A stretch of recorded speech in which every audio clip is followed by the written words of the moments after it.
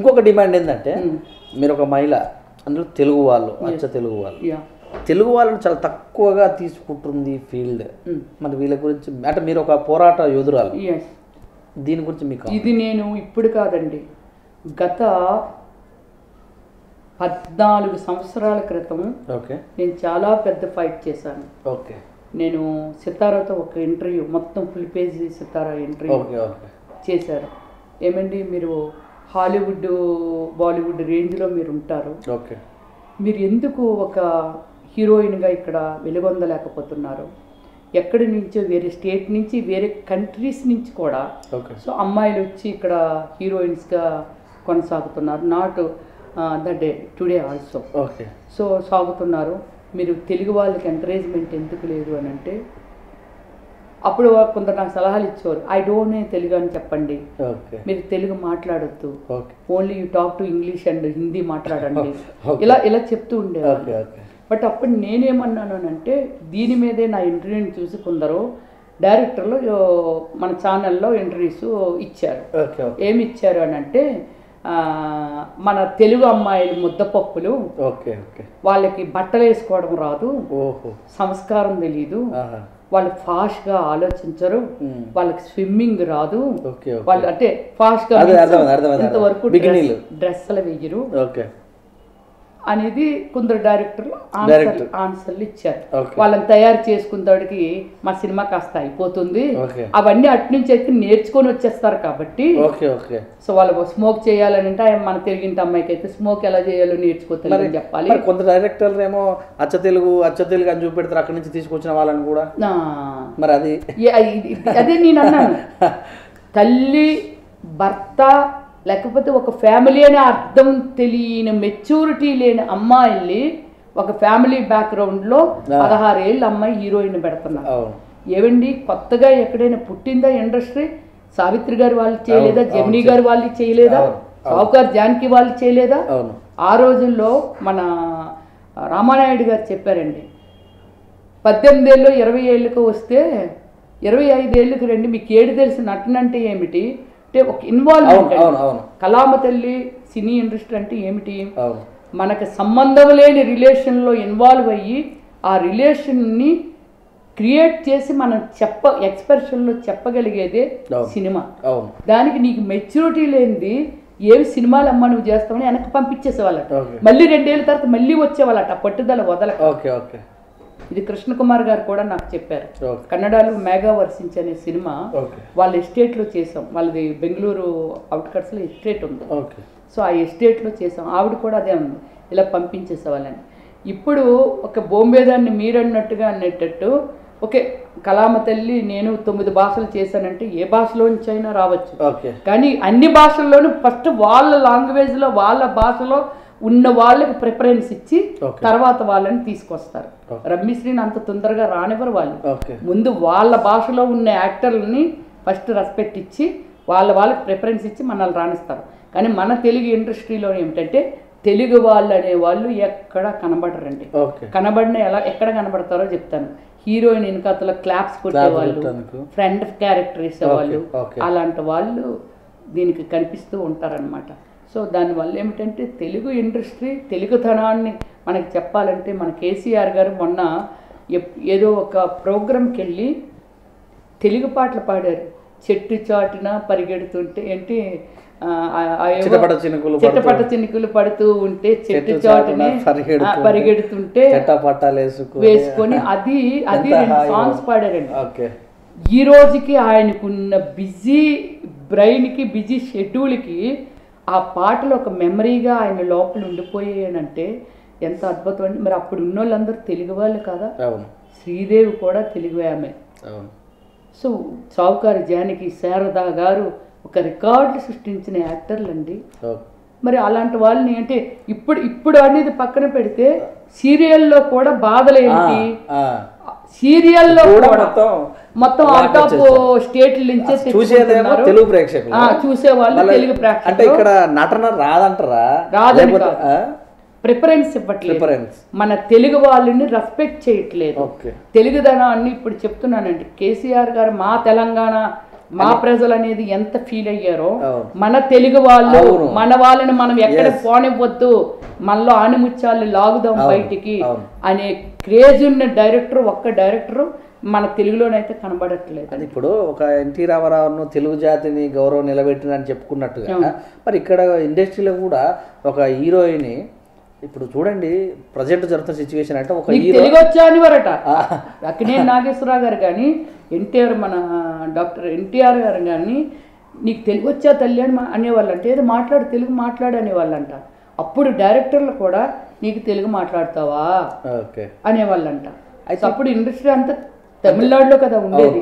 So Telugu సినిమాల్లో చేయాలంటే తెలుగు వచ్చి ఉండాలి. ఇప్పుడు మన వాళ్ళు ఏంటి ఎక్కడో ఆస్ట్రేలియా లేకపోతే అమెరికా నుంచో తెచ్చి కూడా కనీసం ఏబీసీలు చెప్పు తల్లి, ఏటి డైలాగులకు బదులు ఏబీసీలు చెప్పు తల్లి ఇస్తే మేము. అయితే ఇంకో సమస్య, హీరో 60 ఏళ్ళు వచ్చినా కూడా హీరోనే, కానీ 18 ఏళ్ళు దాటి ఒక 25 ఏళ్ళకు రాగానే హీరోయిన్ అని కనుమరుగైపోతున్నారు.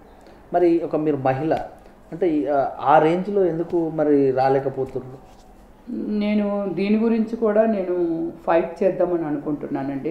ఎందుకు అంటే నేను చెప్తున్నాను, అమెరికాలో కామెంట్ చేశారు ఏంజెలినా జోలీ 45 ఇయర్స్ వరకు బిగ్గెస్ట్ స్టార్. అవును అవును ఓకే, ఏమిటది హాలీవుడ్ అంటే వరల్డ్, అవును ప్రపంచం నిజం. హైదరాబాద్ నగరంలో కూడా మనం ఇంగ్లీష్ సినిమాలు చూసుకుంటున్నాం. ప్రపంచంలోనే అంత ఏజ్ ఉన్న వాళ్ళని ఎంకరేజ్ చేసినప్పుడు నీ తెలుగుదనంలో అమ్మ అంటే అమ్మలా ఉండాలి. అమ్మ అనే పదానికి ఏమిటంటే చిన్న అమ్మాయిని తీసుకొచ్చి రంగులు వేస్తున్నారు, కానీ ఉన్నారు యాక్టర్స్ ఉన్నారు, పెట్టట్లేదు. తెలుగులోని ఇందాక ఒకటి చెప్పాను కదా, నువ్వు ఏమండి అని బాధపడుతూ 2 పిల్లల పక్కన ఉన్నారన్న వాళ్ళు 16 ఏళ్ళ అమ్మాయిని ఆ క్యారెక్టర్ చేస్తున్నారు హీరోయిన్గా. ఆ స్టోరీకి ఆ హీరోయిన్ అది ఆ మెచ్యూరిటీ ఏముంటుందని చేస్తారు. కానీ మన తెలుగులో మాత్రం 16 ఏళ్ళ వయసులోనూ 18 ఇంకా ఎందుకు 9 ఏళ్ళ వయసులో కూడా హీరోయిన్లే. 10th క్లాస్ 9th క్లాస్ చూసారా మంచి సినిమాలు వచ్చాయి. 9th క్లాస్ సినిమా అంటే 9th క్లాస్ అమ్మాయే హీరోయిన్ గా చెయ్యాలి. ఆ 9th క్లాస్ ఏజ్ అమ్మాయి ఏం చేస్తుంది? 9th క్లాస్ అంతా only 9th class note book లో ఉండేదే నా స్టోరీ అంతా కాదు కదా. సో అలా ఏమిటంటే మీరన్నట్టుగా ఒక 16 ఏళ్ళ వయసులోనే 15 ఏళ్ళ వయసులోనే హీరోయిన్లుగా అవుట్ ఆఫ్ కంట్రీల నుంచి అవుట్ ఆఫ్ స్టేట్ల నుంచి తెచ్చుకొని 23, 22 వచ్చేటప్పటికి క్లోజ్ చేసేస్తుంది, మొత్తం అయిపోతుంది. తెలుగు జనానికి మన తెలుగు డైరెక్టర్లు కానీ లేకపోతే తెలుగు ప్రొడ్యూసర్స్, ఎందుకంటే ఒక లైక్ సినిమా అనే కాన్సెప్ట్ని ఒక రాజులాగా దాన్ని క్రియేట్ చేసింది రాజే కాబట్టి, ప్రొడ్యూసరే కాబట్టి ఆ కథని విన్నప్పుడు కానీ చేసినప్పుడు కానీ సో ఎవరు దేనికి ఏ పాత్ర ఉంటుంది. మీరు మీడియా మిత్రులు, మీరు మీ పని చాలా బాగా చేస్తున్నారే.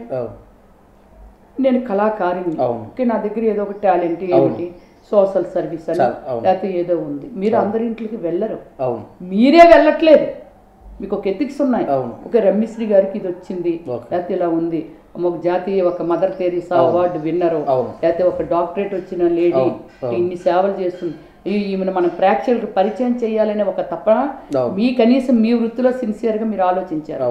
అదే ఒక మన డైరెక్టర్స్ కానీ ఎవరైనా కానీ దయచేసి నా రిక్వెస్టింగ్ ఏమిటంటే వాళ్ళని విమర్శించాలని కానీ డైరెక్టర్స్ని కానీ ప్రొడ్యూసర్స్ని కానీ విమర్శించాలని కానీ నాకు ఏ మూలనా లేదు.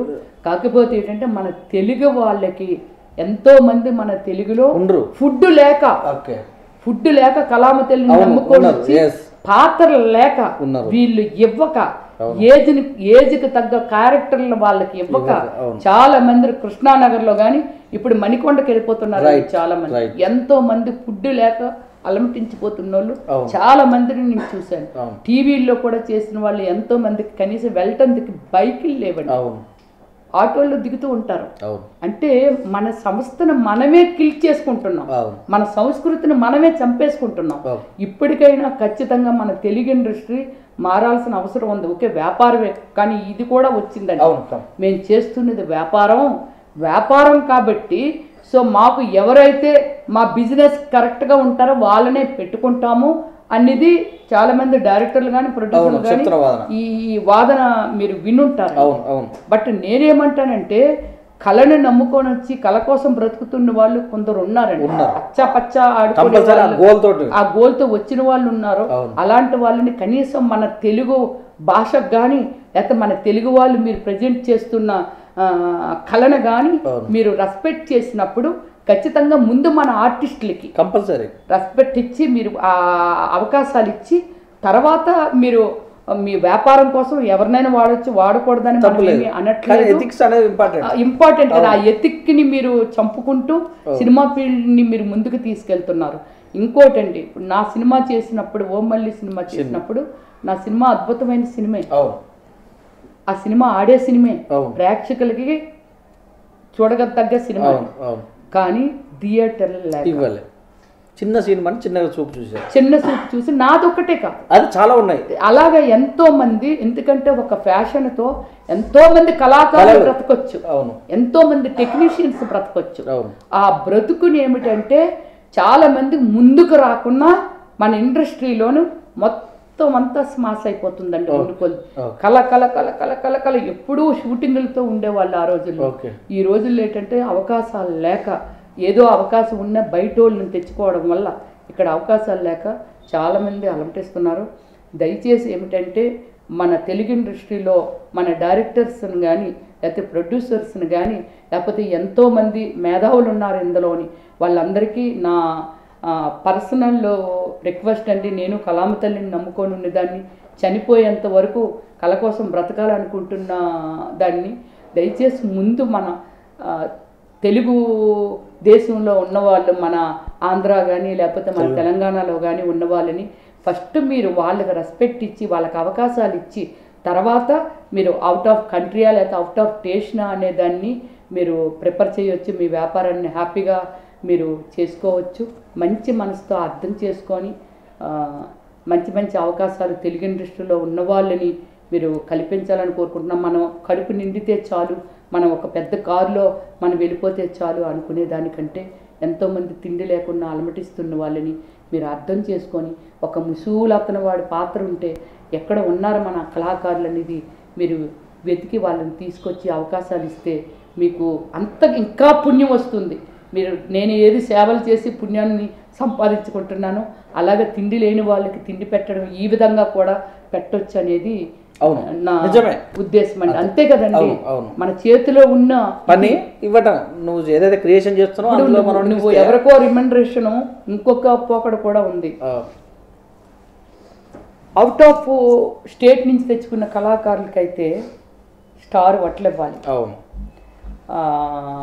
వాళ్ళ రిమండరేషన్ 1,50,00,000, 25,00,000, 30,00,000 ఉంటుంది. అదే లోకల్ కళాకారులు ఎవరినైనా తీసుకొస్తే పాపం వాళ్ళకి రూమ్లు అక్కర్లేదు, వాళ్ళ ఇళ్ళకి వెళ్ళిపోతారు. కానీ రిమండరేషన్స్ 10,000 ఇవ్వండిరా, ఎక్కడదే కదా, ఎక్కడోడే కదా.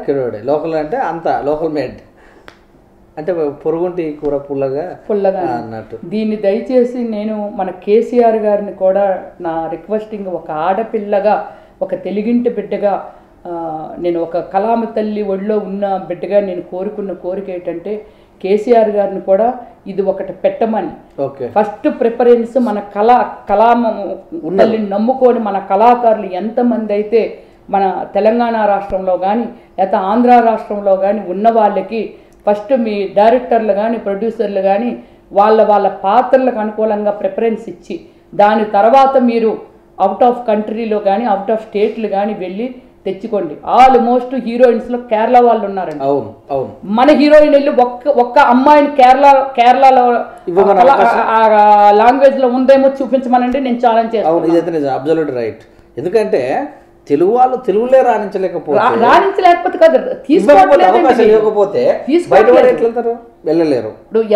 ఎలా చెయ్యగలరండి, ఎలా బ్రతకగలరండి? అది ఇక్కడే చిన్న చూపు. దానికి మన కేసీఆర్ గారు ఖచ్చితంగా ఏదైనా ఒక ఇది అమలుపరిచి వీళ్ళు మా అసోసియేషన్లోనా లేకపోతే ప్రొడ్యూసర్స్ కౌన్సిల్లోనా ఖచ్చితంగా ఒక ఏదైనా ఒక గట్టిగా ఒక సిస్టమ్ తీసుకొచ్చి మీరు ఎంతోమందికి న్యాయం చేస్తున్నారు కాబట్టి మన సీఎం గారైన కేసీఆర్ గారు నా రిక్వెస్ట్ ఇది, ఆడపిల్లగా దయచేసి ఈ హెల్ప్ మా ఇండస్ట్రీకి మీరు చెయ్యాలి. ఎన్నెన్నో పెడుతున్నారు, భూమి లేని వాళ్ళకి స్టూడియోలు పెట్టినందుకు ల్యాండ్లు ఇస్తున్నారు, అలాగే ఇల్లులు కట్టుకోవడానికి ఇల్లు లేకపోతే ఇల్లులు ఇస్తున్నారు. ఇంకా ఇండస్ట్రీని బాగా డెవలప్ చేయాలని ఆరాటపడుతున్నారు. కాబట్టి సో దానివల్ల మీరు ఇది కూడా ఒక దీనిగా తీసుకొని దీన్ని అమలుపరచాలని కోరుకుంటున్నాను.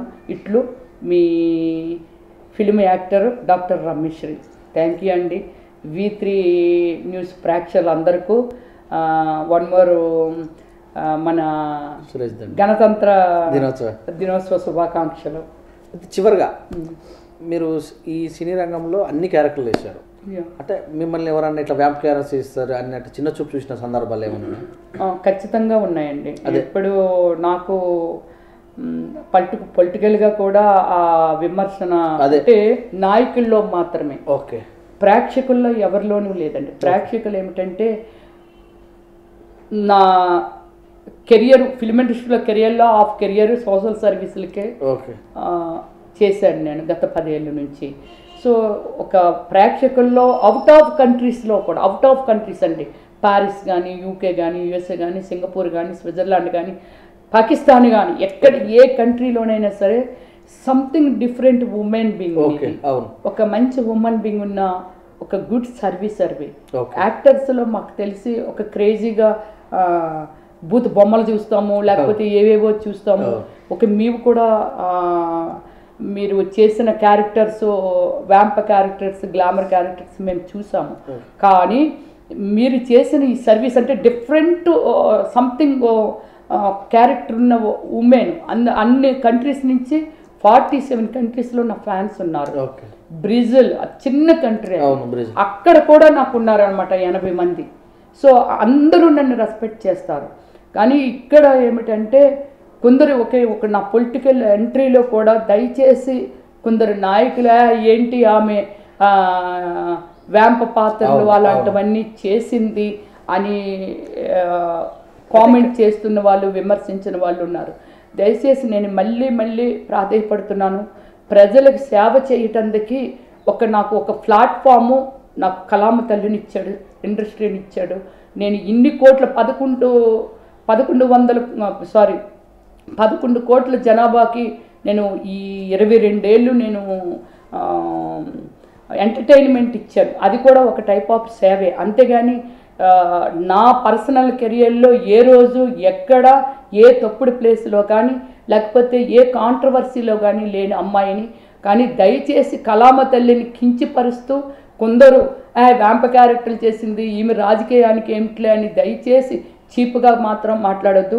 ప్రజాసేవ చేయాలనుకునే వాళ్ళు నాటి వాళ్ళు ఎందలో ఉన్న డాక్టర్లని ఆదరిస్తున్నప్పుడు, లేకపోతే ఒక ఇంజనీర్ని ఆదరిస్తున్నప్పుడు, ఒక వ్యాపారవేత్తను ఆదరిస్తున్నప్పుడు, ఇంతమందిని మీరు ప్రమోట్ చేస్తున్నప్పుడు పొలిటికల్గా ఈ కలామ తల్లి ఒడిలో ఉన్న వాళ్ళ గురించి చీప్గా మాట్లాడి మీ ఉనికిని కానీ లేకపోతే మీ ఉన్నతమైన రాజకీయ నాయకుడు అంటే ఒక ఉన్నతమైన స్థానంలో ఉన్నవాళ్ళు కాబట్టి దయచేసి చీప్గా మాత్రం రమ్యశ్రీ గురించి ఆలోచించొద్దని నేను వేడుకుంటున్నాను. ఖచ్చితంగా నేను ఈ టర్మ్లో నేను ఒక లీడర్ని అవుతాను. కలాం అంటే ఒక సినీ ఇండస్ట్రీలో ఉన్న వాళ్ళు కూడా ఆణిముత్యాలు ఉన్నారు, ప్రజాసేవ చేసే వాళ్ళు ఉన్నారు అనేది మాత్రం ఖచ్చితంగా నేను ప్రూవ్ చేస్తానండి. అయితే చివరిగా ఒక మాట, పార్న్ స్టార్ను కూడా ఇక్కడ తీసుకొచ్చి హీరోయిన్ చేస్తున్న రోజులు ఇవి. మీరు క్యారెక్టర్గా పనిచేశారు కానీ రియల్ లైఫ్లో కాదు. మరి ఈ విషయం మీద సజెషన్ ఎలా చేస్తారు మీరు? నేను ఇంతకుముందు కూడా దీని మీద నేను కామెంట్ చేశానండి. నేను ఖచ్చితంగా పేరు చెప్పాలి. మన తన పేరు ఏం పేరు, సన్నీలో నాది ఎవరో కంపారిజన్ పెట్టారనమాట. పెడితే దానికి నాకు లైక్స్ ఎన్ని వచ్చాయి అని అంటే 5 లక్షల లైక్స్. ఎలా? సో ఈమెని అసలు కంపేర్ చేయొద్దు దయచేసి. ఈ రమ్యశ్రీ అనే వ్యక్తి ఒక శక్తి లాంటిది, సంథింగ్ డిఫరెంట్ ఉమెను. సో ఆమె ఓన్లీ తన ప్రొఫెషన్ వరకు ఏమి చేయాలి ఎలా చేయాలి అనేది చేసిందే తప్ప దీని మీద ఎవరు కామెంట్ పెట్టకూడదనేది ఒక 5 lakh పీపుల్ నాకు సపోర్ట్ చేసింది. అలాంటి మన తెలుగు ఇండస్ట్రీ ఎంతోమంది ప్రొడ్యూస్ చేసే ప్రతి ఒక్కరు పొలిటికల్ బ్యాక్గ్రౌండ్ ఉన్న వాళ్ళే ప్రొడ్యూస్ చేస్తున్నారు. సో సినిమా ఇండస్ట్రీలోకి వచ్చిన వాళ్ళు కూడా పొలిటికల్ సపోర్ట్ ఉన్న వాళ్ళే, బ్యాక్గ్రౌండ్ ఉన్న వాళ్ళే వస్తున్నారు. సో వాళ్ళు మన తెలుగు ఇండస్ట్రీ అలాంటి పోర్న్ స్టార్లే అలాంటి వాళ్ళని తీసుకొచ్చి, ఆ మధ్య రామ్ గోపాల్ వర్మ కూడా ఇంకొక లేడీని తీసుకొని వచ్చారు. మన తెలుగు ఇండస్ట్రీ, మన తెలుగు కళామ తల్లి ఒక గౌరవమా, లేకపోతే మన తెలుగుదనమా, లేకపోతే మన సాంప్రదాయాల చూపించేదే మన తెలుగు ప్రజలు మాత్రమే మన తెలుగు ఇండస్ట్రీ, మన తెలుగు సినిమాలను ఆదరిస్తారు. అలాంటప్పుడు అలాంటి పోర్న్ స్టార్ని తీసుకొచ్చి ఇక్కడ ప్రమోట్ చేస్తున్నారు. ఇంకా వస్తే ఇంకా ప్రమోట్ చేస్తారు మన తెలుగు వాళ్ళు. అలాంటప్పుడు నేనేమి హీరోయిన్ చేశాను, హీరోయిన్ దగ్గర ఒక 15 సినిమాలు 16 సినిమాలు హీరోయిన్ చేశాను, ఐటమ్ సాంగ్ చేశాను. ఒక గ్లామర్ క్యారెక్టర్, నాట్ ఏ వ్యాంపో అనేది ఎప్పుడో జ్యోతిలక్ష్మి గారు, జయమాలిని గారు ఇంకా ముందు అవి ఉండేవి. సో ఇప్పుడు ఉండేది ప్రతిదీ హీరోయిన్ కూడా ఇంతవరకు డ్రెస్సులు వేసుకొని చూపించినప్పుడు రమ్మిశ్రీ వ్యాంప్ అనేది కాదు, కామెడీ. నేను చేయని స్టార్ కామెడియన్స్, అందరు స్టార్ కామెడియన్స్తో నేను చేశాను, స్టార్ హీరోస్తో నేను చేశాను. దానికి నాకు ఒక వ్యాంప్ అనే ముద్రని వేయడం అనేది ఎంత దురదృష్టకరం అంటే, మీరు ఒక గీత గీసి మా తెలుగు ఇండస్ట్రీ ఇది, మా తెలుగు ఇండస్ట్రీ ఇలా ఉంటుంది అని దానిలోని ఒక వ్యాంప్ అనేది పక్కకు తీసి అలాంటి క్యారెక్టర్ని సృష్టించితే ఒక డైరెక్టర్లు కానీ రైటర్లు కానీ ఒక ఇది వ్యాంపో అని ముద్ర వేయచ్చు. హీరోయిన్తోని ఐటమ్ సాంగ్ చేస్తున్నారు, హీరోయిన్స్తోని షార్ట్ డ్రెస్సులు వేయించుకొని వ్యాంప్ క్యారెక్టర్లు చేస్తున్నారు. దానిలో వ్యాంప్ క్యారెక్టర్లు అనేవాళ్ళు ఎక్కడా లేరండి. పర్సనల్ క్యారెక్టరే మనం తీసుకోవాలి తప్ప పర్సనల్ క్యారెక్టర్ ఒక డైరెక్టర్ ఉన్నారంటే ఒక కుటుంబాన్ని ప్రజెంట్ చేయాలని అనుకుంటారు. కుటుంబంలో రకరకాల పాత్ర, మా నాన్న పంచె కడతాడు, మా అమ్మ ఏమో కాటన్ చీర కడుతుంది, నేనేమో షార్ట్ డ్రెస్ వేస్తాను, మా తమ్ముడేమో జీన్ ప్యాంట్లు వేస్తాడు, లేకపోతే మా మరదలు వస్తే చుడిదార్లు వేస్తుంది. రకరకాల పాత్రలు క్రియేటివ్ ఒక మూవీ. సో ఆ మూవీలో నాకు ఒక డైరెక్టర్లు క్రియేట్ చేసిన పాత్రను చేశానే కానీ ఇలా వేరే విధంగా నాకు ఏ రోజు ఎక్కడ పబ్లిక్లో నాకు ఏమి రాలేదు. కాబట్టి దయచేసి పొలిటికల్గా నేను నాలాంటి వాళ్ళైనా ఫిల్మ్ ఇండస్ట్రీ నుంచి ఎవరైనా వచ్చినా సరే ఇలాంటి ముద్రలు వేసి దయచేసి లీడర్లు మీకున్న మంచి ఇమేజ్ని మాత్రం పోగొట్టుకోకండి. ఎవరు వచ్చినా వాళ్ళకున్న టాలెంట్ ఏంటి, వాళ్ళకున్న ఎథిక్స్ ఏమిటి, దాన్ని బట్టి పొలిటికల్గా కూడా రెస్పెక్ట్ చేయాల్సిన అవసరం ఉంది. రేఖా గారికి సెంట్రల్లోని రాజ్యసభ ఇచ్చారు. So Tendulkar sports man Rajya Sabha ఇచ్చారు. హేమమాలిని హీరోయిన్ ఇంతవరకు డ్రెస్సులు వేసుకొని తిరిగింది, ఆమెకి రాజ్యసభ ఇచ్చారు. చెప్తున్నానండి, అంతేగాని మన తెలుగు దీనిలో అటువైపు నార్త్ వైపు అటు లేనిది ఇక్కడ దయచేసి రమ్యశ్రీకి మరి వేరే పులిమి దయచేసి లీడర్లు నన్ను వంకరగా మాత్రం చూడొద్దు.